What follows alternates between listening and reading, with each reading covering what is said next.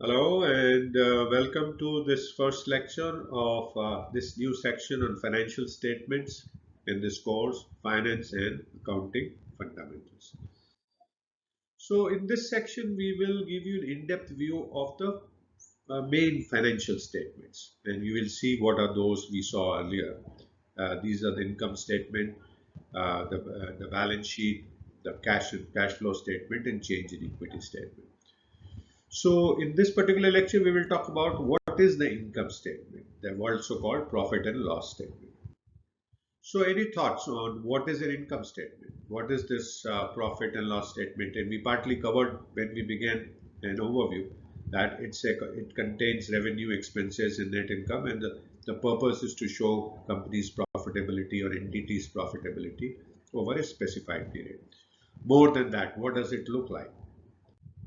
So an income statement, also known as profit loss statement (P&L), is a financial report that provides a summary of company's revenue, expenses, and profits or losses over a specified period. It is one of the primary financial statements used by businesses and entities to assess their financial performance. So that is what an income statement is. It shows summary of all the incomes, all the expenses, and hence resulting the profit or loss as the case may be. So let us look at what are the key components of the income statement. And we will illustrate through an example here as you see here, right? So the first element of the income statement is the revenue. Now this is the total amount of money earned from selling goods and services before any cost or expenses are deducted. So this is the revenue, and here you see the revenue based on all the transactions of revenue coming from the income from the accounting system. You can get a revenue of 500,000 US dollar here. The second element is the cost of goods sold, COGS. Now, COGS is the direct cost attributable to the production of goods sold by the company. So, in getting the revenue of 500,000, what is the cost of raw materials and labor costs? That includes and it excludes any other kind of cost like operating expenses. So here you see the amount is 200,000 US dollar. The third element is the gross profits, and the gross profits are calculated as revenue minus the cost of goods sold (COGS), and that you see here is 500,000 US dollars minus 200,000 equal to 300,000, and it represents the profit made by the entity before deducting the operating expenses. We haven't deducted the operating expenses as yet, as you see. The next element obviously is the operating expenses. These are the expenses incurred during the normal course of business operations, and this could include, as you see here, rent of 50,000, utilities of 10, salaries of 100,000 US dollar, utilities of 10,000, marketing expenses of 20,000, depreciation 5,000, and other admin expenses of 15,000. And summed up total, there is a expense of total operating expenses come to 200,000. The next item is the operating income, which is calculated as gross profit minus the operating expenses. So from gross profit, you are deducting the total operating expenses, 300,000 minus 200,000, and you get an operating income of 100,000 US dollars. And this represents the profit earned from regular business operation, right? From operating expenses, you look at other income and expenses, which includes non-operating income and expenses such as interest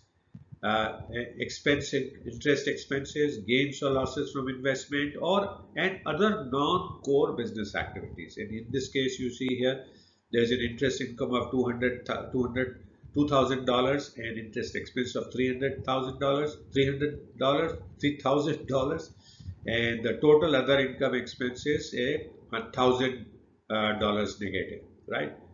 So there's a negative other operating income, which basically says there are $1,000 of other expenses. Then you calculate, based on that, you calculate income before taxes, which is operating income plus minus the other income and expenses. So here, out of 100,000 operating income, since the other income is negative, you deduct 1000 and you get a 99,000 income before tax, IBT, income before tax. Then you calculate the taxes, the amount of tax, the expenses that company owes to the government based on the prevailing tax rates. And supposing you here you find 20,000 is the tax that you need to pay to the government. So that is provided, that is listed as an expense. While it may not have been actually incurred, but it is accounted based on the accrual principles that we have seen in both IFRS and GAAP. Yeah.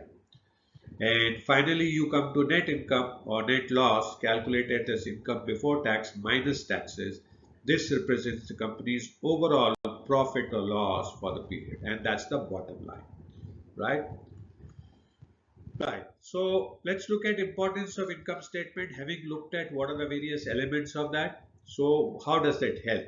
So first, it helps in performance evaluation. It helps in evaluating the financial performance of a business over a period of time. It could be business, individual or corporate. Then it provides valuable insights to the management to make informed business decisions. So it helps you make decisions. Third, it also can be used by investors to assess the profitability and financial health of the company or entity. And lastly, as we see here, you can, if lenders and creditors can use it to analyze that and determine the credit worthiness of the business. So those are the importance of income statements. So net, the income statement is a crucial financial document that summarizes company's revenue, expenses, and profitability over a specified period. Understanding and analyzing the income statement is important for stakeholders to gauge the financial performance and make right strategic decisions. So what do we do next? So having understood what an income statement is, we will look at in the next lecture how to make one, how to make such an income statement or a profit loss statement. So thank you so much for watching this first financial statements lecture in this course of Finance and Accounting Fundamentals. I hope you continue to learn new things, continuing to enjoy, and I do look forward to see you again in the next lecture. Please feel free to message me if you have any questions. I'll be happy to answer your questions. And do download the PDF file to take a look at these income statements in detail.